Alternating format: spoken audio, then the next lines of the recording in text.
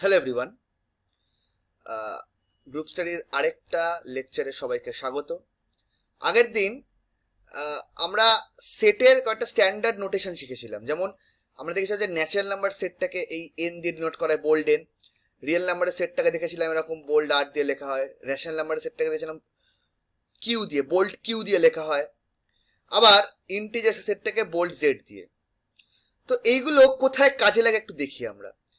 ধরা যাক আমাদের বলা হলো set of all natural numbers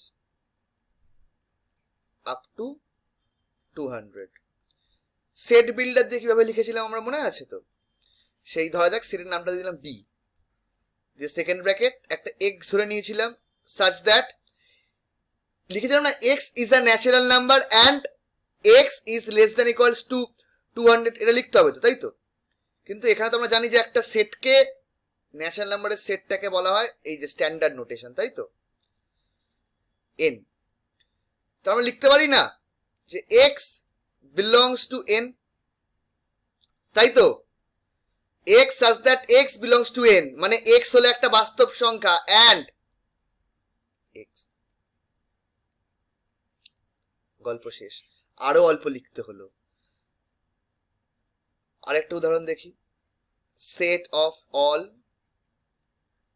real numbers between 2 and 3, এটা কিভাবে লিখবো আমরা?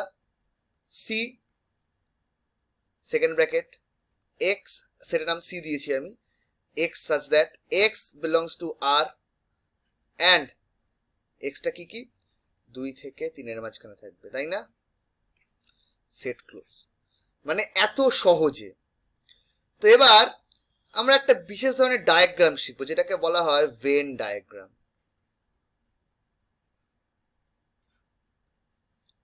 ওকে,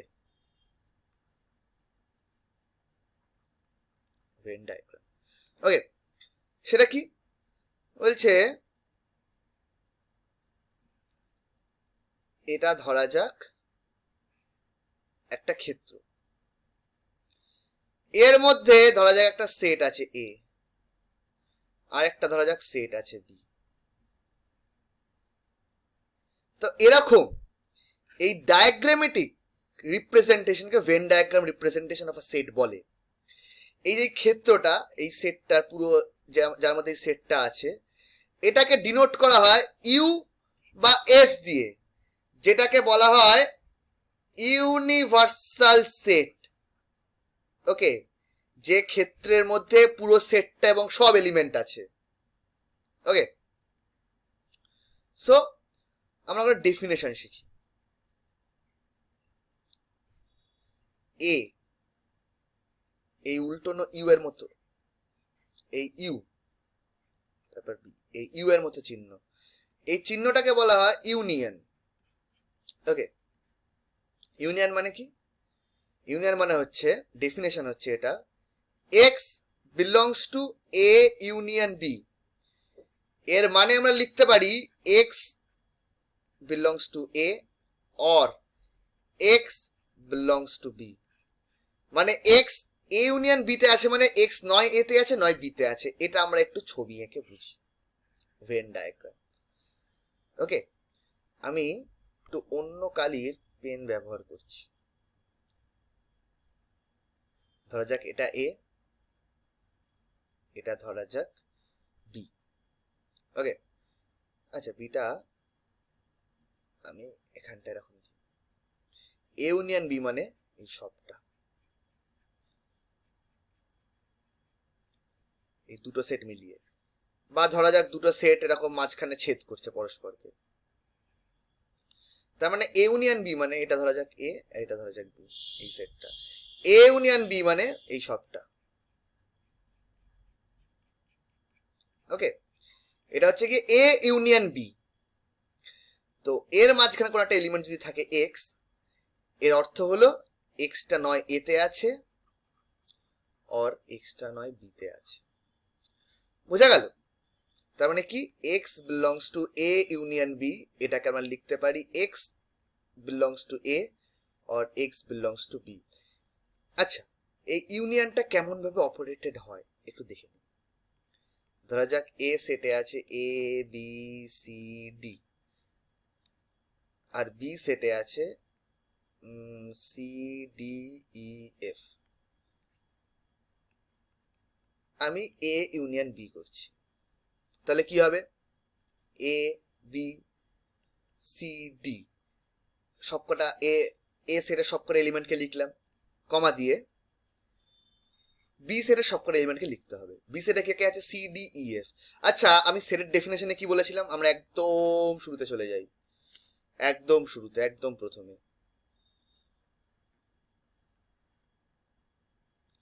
কি বলেছিলাম? Distinct objects. Okay, distinct objects মানে একই এলিমেন্ট যেন বারবার না আসে।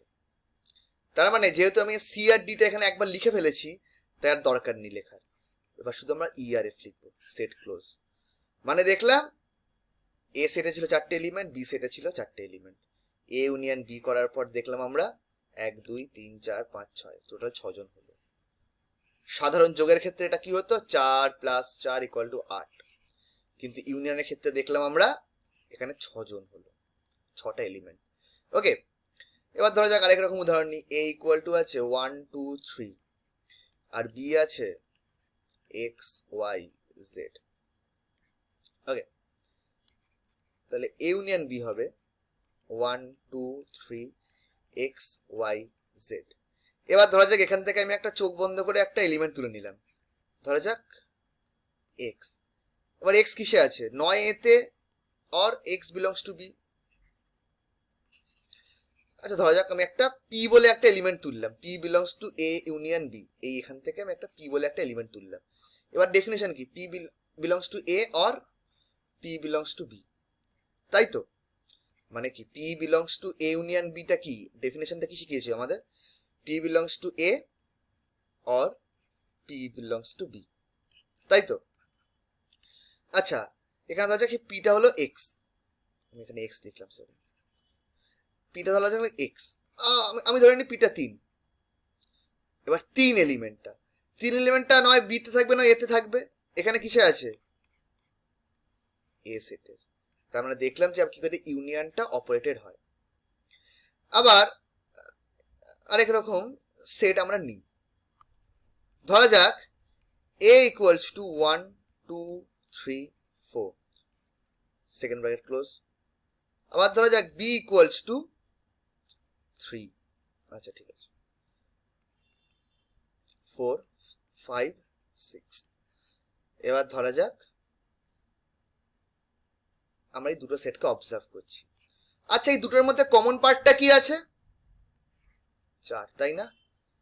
4 সেটটা হচ্ছে কমন, মানে ভেন ডায়াগ্রাম, আবার ভেন ডায়াগ্রাম আঁকতে হবে।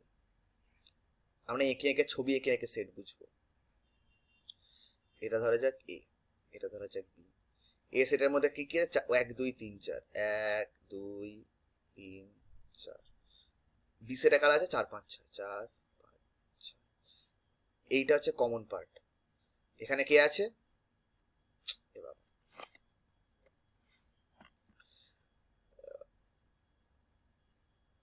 আবার উঠে যাচ্ছে এটা। আচ্ছা, এই কমন পার্টে কি আছে? 4, তাই তো? মানে কমন পার্টে আছে মানে কি? ধরা যাক 4টা কমন পার্টে আছে, দেখতে পাচ্ছি আমি এই দুটোর মধ্যে, তাই তো? তার মানে কি 4 belongs to a and, ভদ্রভাবে অ্যান্ডটা লিখি, and 4 belongs to b, তাই তো? এবারে আমরা নতুন একটা অপারেশন শিখবো। সেটা কি? সেটা হলো এই যে ইউ লিখেছিলাম ইউনিয়ন, এবার দেবো আমরা উল্টোনো ইউ। এটাকে বলা হচ্ছে ইন্টারসেকশন। এ ইন্টারসেকশন বি, এটার ডেফিনেশনটা কি? ধরা যাক x belongs to a intersection b, then we can write, আমরা লিখতে পারি x belongs to a and x belongs to b। বোঝা গেল? ফলত x belongs to a and x belongs to b মানে কমন পার্টটা, মাঝখানের কমন পার্টটা। আমরা ছবি এঁকে এঁকে আবার বুঝি।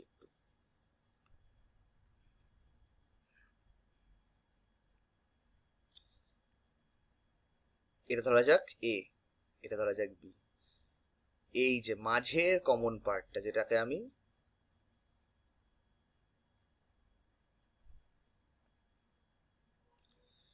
এইটা হচ্ছে এ ইন্টারসেকশন বি। ওকে, আর এ ইউনিয়ন বি কোনটা? এ ইউনিয়ন বি হলো এই যে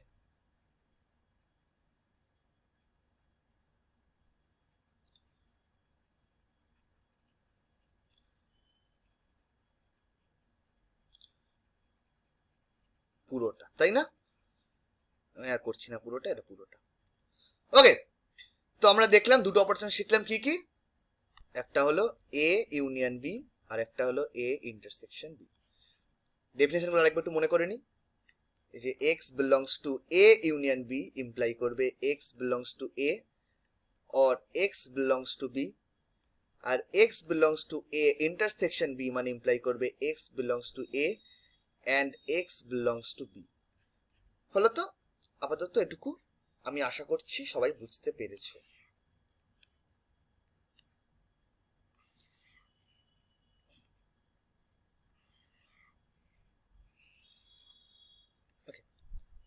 ধরা যাক a equals to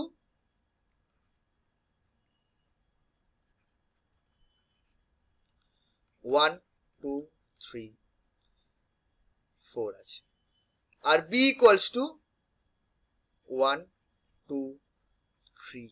আচ্ছা, বিটা একটু অন্যরকম নিয়ে আমি 3 4 5 6। এবার আমি বললাম যে আমার সেই এলিমেন্ট গুলোকে দরকার যারা এ তে আছে বি তে নেই।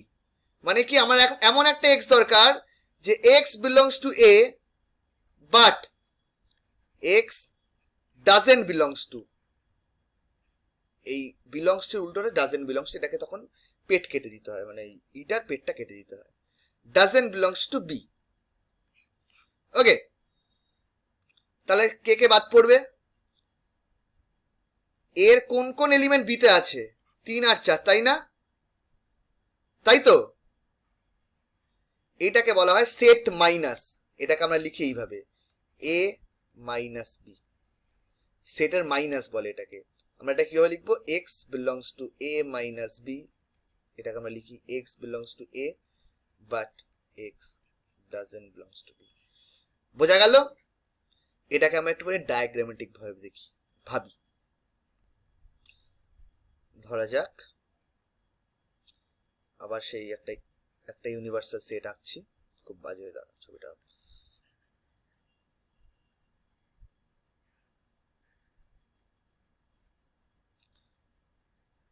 এ কি কি বলেছি যে এ তে থাকবে কিন্তু বি তে থাকবে না, তাই তো? মানে কইটুকু জায়গা হবে?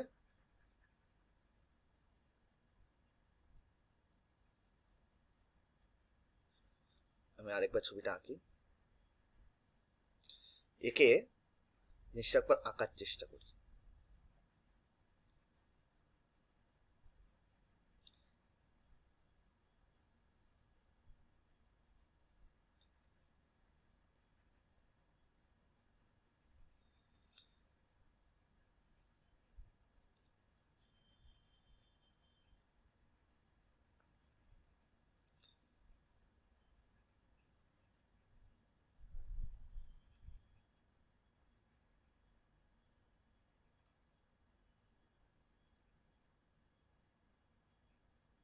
ওকে, তো এই জায়গাটা হলো কি এ মাইনাস বি।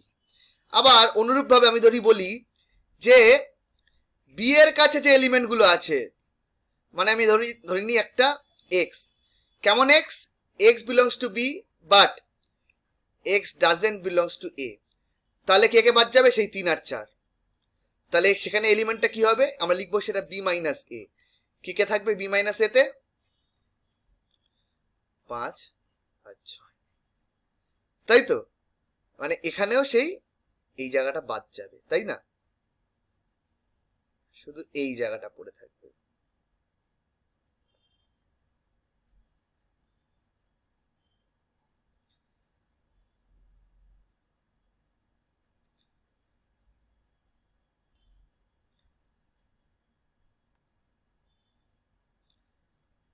ওকে, এটা হচ্ছে থাকছে, বোঝা গেল? এবার আমরা চটপট দুটো আইডেন্টিটি শিখে নিই। কি কি? এক নম্বর, এ যে কোনো একটা সেট হতে পারে, এ ইউনিয়ন ফাই মানে null set is equal to হয়ে যায় এ। আবার A intersection phi is equal to হয়ে যায় ফাই। আরেকটা কি, এ যদি একটা যে কোনো সেট হয়, এ ইউনিয়ন এস, এস যেখানে ইউনিভার্সাল সেট, ইউনিভার্সাল সেট মানে এই ক্ষেত্রটা টোটাল যে কোনো সেটের ক্ষেত্রে, S equals to universal set, তখন কি হয়ে যাবে? হয়ে যাবে এস। আর A intersection S equal to A. এগুলো কেন হয়, কি হয়, আমরা ছবি এঁকে এঁকে পরের দিন বুঝবো। আমরা আরো কিছু নতুন নতুন সেটের অপারেশন শিখবো, আমরা সেটের উপর আরো কিছু কমপ্লিমেন্টেশন শিখবো, আমরা সেটের আমরা কার্তেশিয়ান প্রোডাক্ট বার করতে শিখবো। ততক্ষণের জন্য টাটা।